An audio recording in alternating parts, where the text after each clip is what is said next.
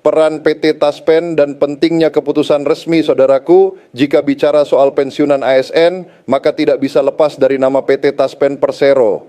Lembaga inilah yang selama ini dipercaya negara untuk mengelola dan menyalurkan dana pensiun bagi para abdi negara. Namun, ada satu hal yang harus kita camkan. PT Taspen adalah pelaksana, bukan pengambil kebijakan. Taspen bekerja berdasarkan instruksi dan keputusan resmi dari pemerintah. Taspen tidak akan pernah mencairkan rupiah pun hanya berdasarkan isu yang ramai di media sosial atau berdasarkan analisis dari berbagai kalangan. Taspen bekerja dengan data, dengan aturan, dan dengan surat keputusan SK. Yang jelas, jika belum ada keputusan resmi dari pemerintah, maka di mata Taspen tidak ada dasar untuk melakukan pembayaran penyesuaian atau rapel. Bayangkan ini seperti pegawai bank. Jika Anda datang ke bank dan meminta uang karena Anda mendengar kabar bahwa ada uang hadiah dari pemerintah, apakah teller akan memberikannya? Tentu tidak. Teller akan meminta surat resmi, buku tabungan, atau bukti otentik lainnya. Nah, Taspen pun demikian. Mereka adalah tellernya negara untuk urusan pensiun. Mereka tidak bisa bekerja tanpa buku tabungan atau surat resmi yang dalam hal ini adalah keputusan pemerintah.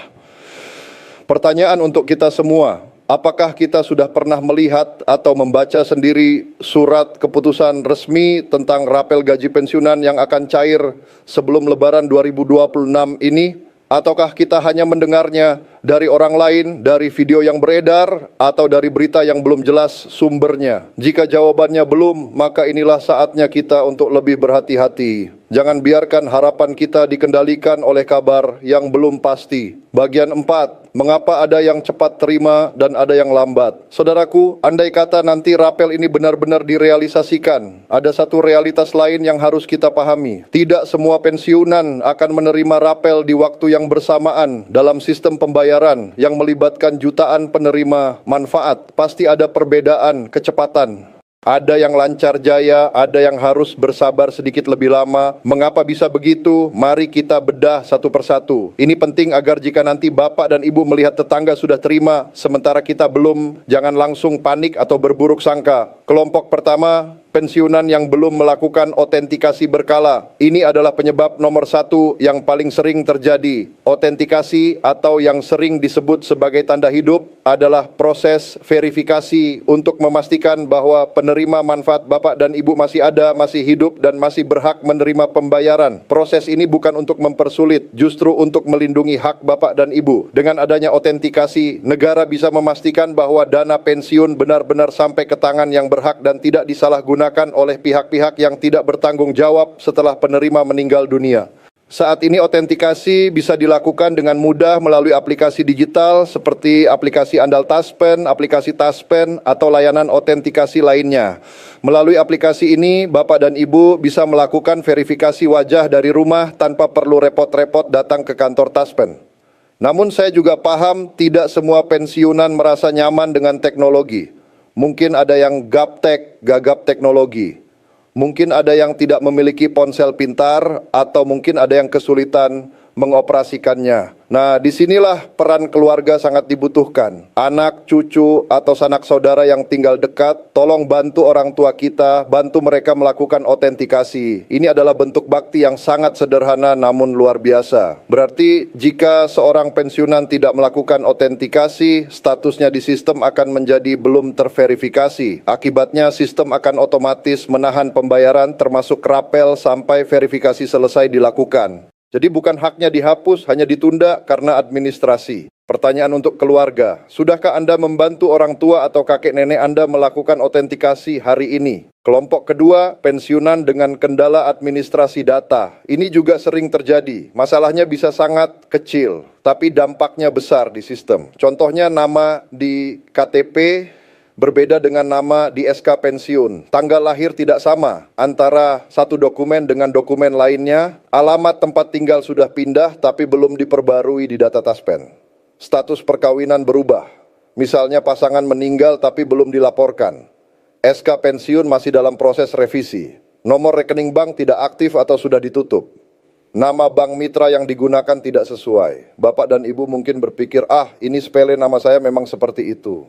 Tapi dalam dunia administrasi digital, perbedaan satu huruf atau satu angka bisa membuat sistem menolak data, sistem membaca data sebagai dua entitas yang berbeda sehingga pembayaran tidak bisa diproses. Lalu apa yang harus dilakukan? Periksa kembali semua dokumen penting Bapak dan Ibu, pastikan semuanya seragam. Jika ada perbedaan, segera urus perbaikannya ke instansi terkait. Jangan menunggu sampai ada isu rapel baru bergerak urus dari sekarang, karena lebih baik bersiap daripada menyesal di kemudian hari. Setuju? Kelompok ketiga, pensiunan yang meninggal dunia sebelum rapel cair. Saudaraku, ini adalah bagian yang paling berat untuk dibahas, tapi ini adalah kenyataan hidup yang tidak bisa dihindari. Jika seorang pensiunan wafat sebelum rapel dibayarkan, maka hak atas rapel itu tidak hilang. Hak itu beralih kepada ahli waris yang sah, namun mekanismenya berubah. Pembayaran tidak lagi langsung masuk ke rekening pensiunan. Ahli waris harus mengajukan klaim dengan menyertakan dokumen-dokumen yang diperlukan seperti surat kematian dari kelurahan desa setempat, fotokopi KTP ahli waris, fotokopi kartu keluarga, fotokopi SK pensiun almarhum, surat keterangan ahli waris, buku rekening ahli waris yang masih aktif. Karena itu, bagi keluarga yang ditinggalkan, jangan langsung berpikir bahwa hak itu hilang. Segera urus administrasinya. Keterlambatan sering terjadi bukan karena haknya tidak ada, tapi karena keluarga belum mengetahui prosedur atau belum melengkapi dokumen. Pertanyaan untuk ahli waris, apakah Anda sudah menyiapkan dokumen-dokumen ini jika suatu saat diperlukan? Kelompok keempat, pensiunan yang sedang dalam proses mutasi pembayaran. Misalnya, Bapak dan Ibu baru saja mengganti rekening bank, mungkin karena bank lama sudah tutup, mungkin karena ingin pindah ke bank yang lebih dekat dengan rumah, atau mungkin karena alasan lainnya. Proses perubahan rekening ini memerlukan waktu untuk verifikasi dan sinkronisasi data di sistem Taspen dan Bank Mitra. Selama proses ini berlangsung, ada kemungkinan pembayaran rapel tertunda. Begitu proses mutasi selesai dan data sudah sinkron, pembayaran akan diproses ke rekening baru. Sekali lagi, hak tidak hilang, hanya prosesnya yang butuh waktu. Bagian 5, emosi dan harapan. Menjelang Lebaran, saudaraku, mari kita berbicara dari hati. Mengapa isu rapel ini begitu sensitif dan begitu cepat menyebar? Jawabannya sederhana, karena waktunya berdekatan dengan Lebaran. Lebaran adalah momen yang paling dinanti, tapi juga paling menegangkan secara finansial. Ada kebahagiaan menyambut hari kemenangan, ada kerinduan bertemu sanak saudara. Tapi di balik itu semua ada daftar panjang kebutuhan yang harus dipenuhi. Bayangkan Bapak dan Ibu yang sudah tidak bekerja harus menyiapkan kebutuhan pokok untuk hari raya yang harganya pasti melonjak. Kue kering dan aneka hidangan untuk tamu, pakaian baru untuk diri sendiri, pasangan, dan mungkin cucu tercinta, amplop lebaran untuk anak-anak, keponakan, dan tetangga, ongkos mudik jika harus pulang kampung. Semua itu butuh uang. Dan ketika sumber pendapatan utama adalah pensiun bulanan, maka tambahan dana sekecil apapun akan terasa sangat berarti. Apalagi jika tambahan itu bernama rapel yang jumlahnya bisa lebih dari 1 bulan pensiun. Maka wajar jika harapan itu begitu besar. Wajar jika hati ini berdebar-debar setiap kali mendengar kabar tentang rapel. Wajar jika kita mulai bertanya-tanya kapan cairnya. Namun saudaraku, disinilah pentingnya menjaga keseimbangan. Harapan itu harus ada karena harapan adalah energi positif yang membuat kita tetap semangat. Tapi harapan harus dibarengi dengan kesabaran dan kewaspadaan. Jangan biarkan harapan ini dibajak oleh oknum-oknum tidak bertanggung jawab yang ingin memanfaatkan situasi. Waspadai modus penipuan yang mengatasnamakan Taspen atau Bank Mitra. Misalnya, ada yang menelepon mengaku dari Taspen meminta data pribadi atau kode OTP dengan iming-iming pencairan rapel. Ingat, Taspen tidak akan pernah meminta data pribadi atau kode OTP melalui telepon atau pesan pribadi.